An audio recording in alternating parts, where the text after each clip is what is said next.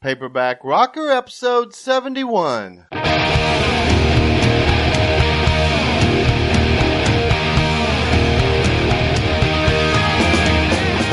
Hey, this is Matt Severson, the Paperback Rocker, and I'm broadcasting from my 6x9 foot cinder block shack in the desert of northern Mexico, southern Texas. Welcome and thanks for checking out my show.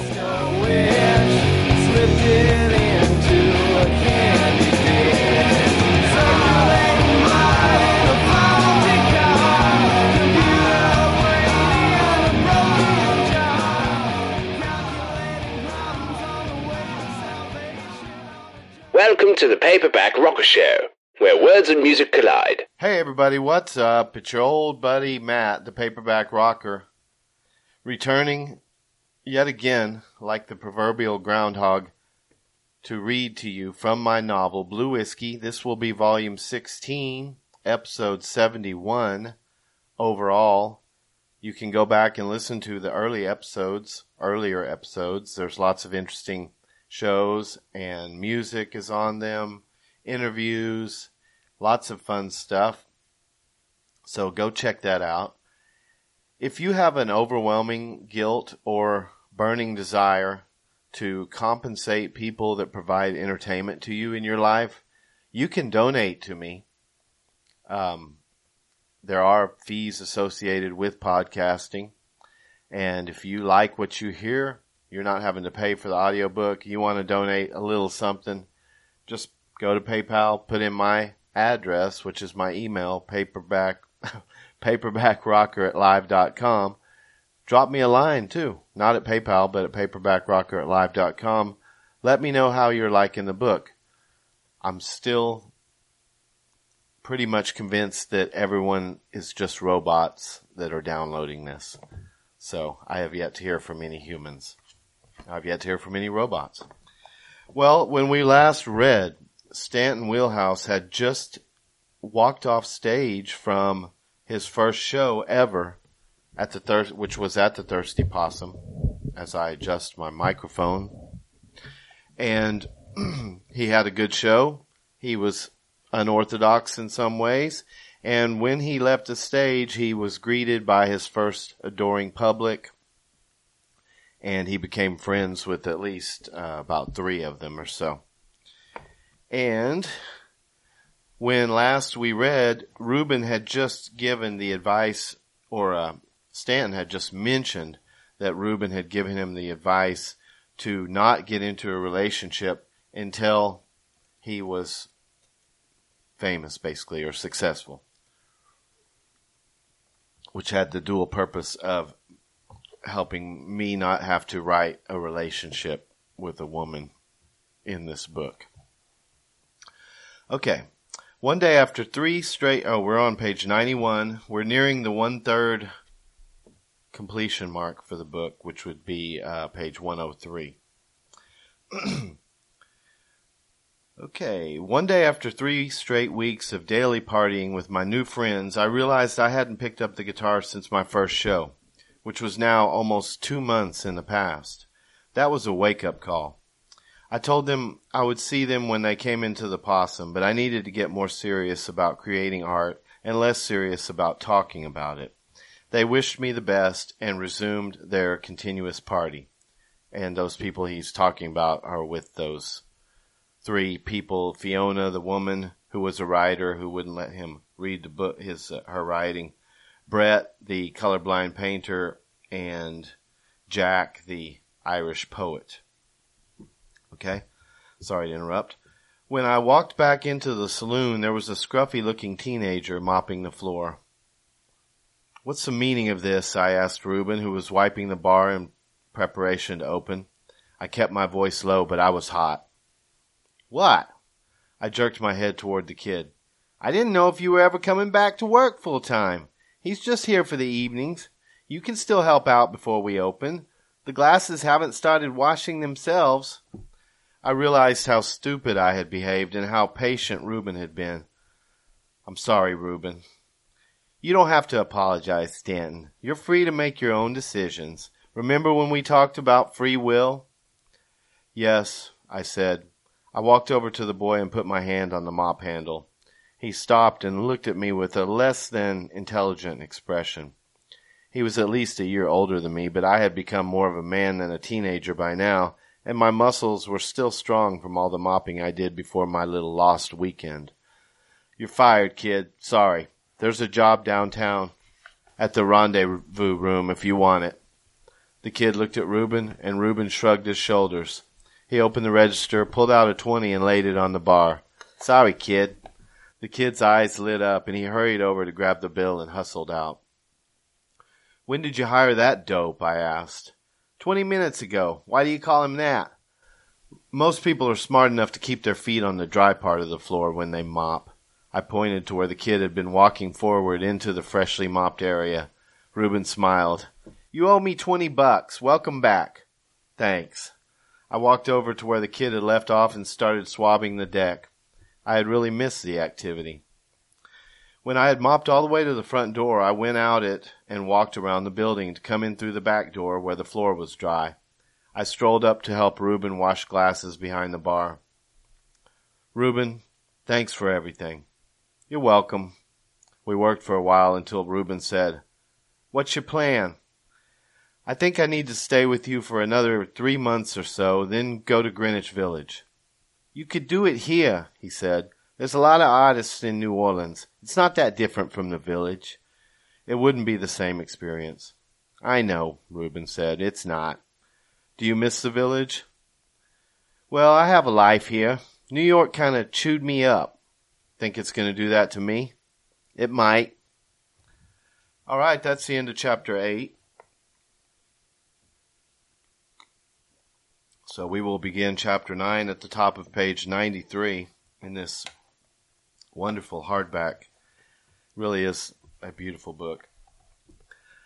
The next morning I fell into the routine I stuck to for the rest of my days in New Orleans. I woke around 10, showered, and brushed my teeth, then mopped the bar. It may seem like I mopped excessively, but the spilled beer, mud, and whatever else tracked in from Bourbon Street demanded diligence.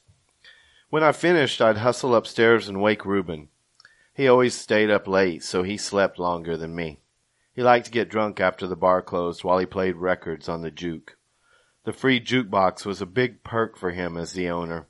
He loved the sound of the Wurlitzer in that long wooden room. Before he rose from the bed, I'd be rushing down the stairs with my steel string in hand. I had a proper strap now, and I warmed up my fingers on my stroll to the bench to practice. On the way back, I'd sling the guitar over my back and work on issues with lyrics. I practiced at the bench for 3 hours, finishing as the last shrimp boats docked. Like most things that factored into my later success, what I learned on that bench in my last months in New Orleans was yet another example of my much-mentioned advisor, Enchanted Serendipity. I'm sure I'm not the only one Enchanted Serendipity pays frequent visits to. Watch for it in your life. More explanation is no doubt necessary. Think about who my audience was during those countless hours on that bench. Old Man River himself. Gazing over that wide, flowing body of water, I projected my voice all the way across it. I imagined a person sitting on a bench on the other side, and did my best to make that imaginary person hear what I was singing over the roar of the water and the tugboat horns. Since I'm pulling the curtain back on my methods, I'll reveal more. When I practice a song, I never stop midstream. Even if I make a mistake in the first chords or opening lyric, I play it the rest of the way through. It's almost a punishment because I have to play the song perfectly before continuing to the next. Eventually, the songs are forced into my psyche. People are always amazed when I flawlessly perform a song I haven't played in a decade, but this is the reason. My songs have been practiced literally into me. Remembering them is as easy as remembering my mother's maiden name. The natural cycle of that type of practicing is that a new song is often attempted for hours at a time, day after day, until I have mastered it, at which point it falls into the rotation with the others in my songbook. When I'm breaking in a new tune, it's all I work on. A new song usually takes a week before I am consistently able to play it error-free.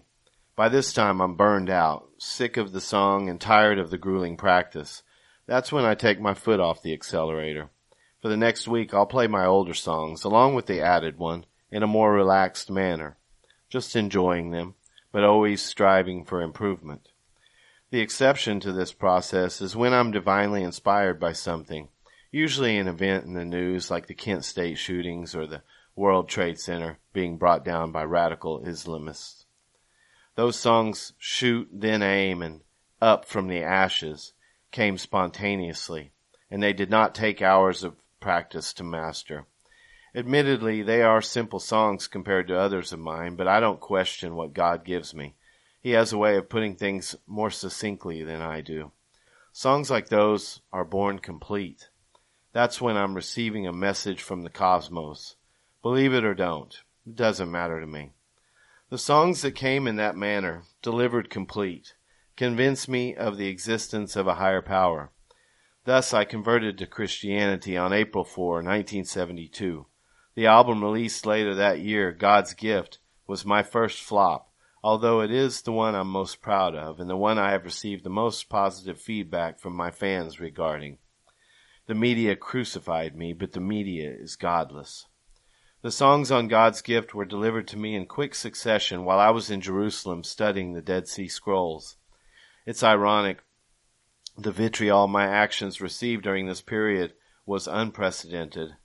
Nobody objected when the Beatles went to India to study under the Maharishi, or when Black Sabbath were Aleister Crowley's sock puppets, but when I became a Christian, it was a miniature revelation in the music world. Back to the bench by the Mississippi River. I eventually had 18 or 20 songs down pat. Over the course of 3 days, I played them for Reuben, and he gave me his opinion. He was brutally honest, but he mostly loved them. He recommended some lyric changes and helped me temper some songs that were overly angry. He detected where my youth showed and brought an older voice of wisdom to light. The suggestions he made were vital, and I never forgot the lessons he taught me. I was full of manic ideas, like a folk-singing version of Jack Kerouac, but I needed an editor. The important thing I'd like to mention to all artists is that his recommendations were just suggestions. Some of them I knew were absolute rubbish the minute they came out of his mouth, but others were important, and they made me better able to self-edit myself in the future when Reuben wasn't around. What I'm saying is, try to be teachable, at least in the beginning, but trust your own instincts. In the last month before leaving, I played live sets every chance I got. Most of them were at the Possum, but some were at other bars on Bourbon Street. On Saturdays, I'd play an afternoon gig in one bar and an evening gig in another. The experience gained in that month was invaluable. It was like being on tour. I honed my live performance and learned how to read a crowd. Word spread quickly that I was something of a phenom destined for the New York scene. A lot of bitter, jaded musicians who had slogged it out in NOLA to little success showed up at my shows, and I could spot them by their crossed arms, sour expressions, and the whispers they made to their nearest companion. Each time I became aware of these people, whom I referred to privately as trolls, I caught their gaze many times during my show. I would sing a particularly poignant lyric and nod at them as if I was saying, I know you get what I mean. By the end of the show, those former trolls were fans, convinced we were kindred spirits. They were always the first to ask for my autograph, and when they said, I'm a musician too, I always paid close attention and conversed with them while I drank the beer they bought me. Since it was widely known that I was planning to leave for New York, the final shows in New Orleans became like a farewell tour. The Times-Picayune did a story on me with an interview, which gave me some media savvy due to Reuben prepping me like a candidate going into a debate. 2 days before I was to leave, I came into the Thirsty Possum very late after a show down the street. Reuben ushered out the two drunks still seated at the bar and locked the door. He poured beers for us, and I sat down next to the son of Faulkner's stool. Reuben stood behind the bar, as was his custom. How'd it go? I'm pretty sure I won them over. Standing ovation? Yeah. Reuben went to the jukebox and dropped in what sounded like 50 dimes and took a long time making his selections. Yes, he dropped in his own dimes, but all he had to do was turn a key in a lock and open a little door to retrieve them. I looked over and saw he had a piece of paper in his hand, which he looked at before he punched in each song. It was taking a long time. Guess I'm going to have to pour my next beer, I said. You know how the tap works. I laughed and reached my glass across the bar and tilted the wood-handled tap until my pint was full. Reuben punched 2 final buttons and walked back toward me. That last one sounded like C-17, I said. Not even close, he said. C-17 was the 6th song I played. He sat down next to me and we both took sips of our beers. Ever thought about coming with me? I asked. The Wurlitzer came to life like some primitive robot. Sure, I thought about it. And there was silence until Rock Around the Clock ended. And? I asked as 16 Candles started. I love this song, Reuben said. It's pretty perfect, I said. It sounded amazing coming out of those battered juke speakers and reverberating around the empty wooden interior of the Possum. You going to answer my question? About coming to New York with you? Being your manager? Yes, sir. No mention had been made of Reuben being my manager, but he had divined it. Can't do it. I guess you've got the Possum to think about it, I said. The Wurlitzer made more mechanical noises as it changed records. All the songs so far had been about 2 minutes in length, so they were passing quickly. Del Shannon's Runaway started. It's not the Possum, Reuben said. It's you. You've got to do it without me. I've done all I can for you. That's a lot, I've said. We sat and listened to Why Do Fools Fall in Love, and that'll be the day. If I crap out, can I come back? I asked. You can always come back, he said, which made me think of my father. I wondered if my father felt the same about me as Reuben. Probably not. Fannie Mae and At the Hop played. What was the paper you were looking at over there? I asked. It's my perfect playlist. I've been working on it for months. It's up to 38 songs. He reached in his back pocket and took out the paper and handed it to me. I unfolded it and saw the song titles descending in order with the jukebox identification beside each. This is what I play when you're all practicing. This is one incredible set, I said. We sat and sipped our beers until the last of the 38 songs had finished. When the jukebox was finally silent, we went upstairs to sleep. All right, I'm going to stop there. Page 97. Hope you enjoyed that. Paperback Rocker at live.com. You know what to do. Hope you have a good week. I guess I'll see you about Wednesday or so with a new episode. The continuing exploits of our hero, Stanton Wheelhouse III. Cuthbert Wheelhouse III. I hope you have a good time listening to this. I have a good time reading it. So, thanks for being with me, as always. Have a good week. I'll see you soon. Bye. The Paperback Rocker has signed off.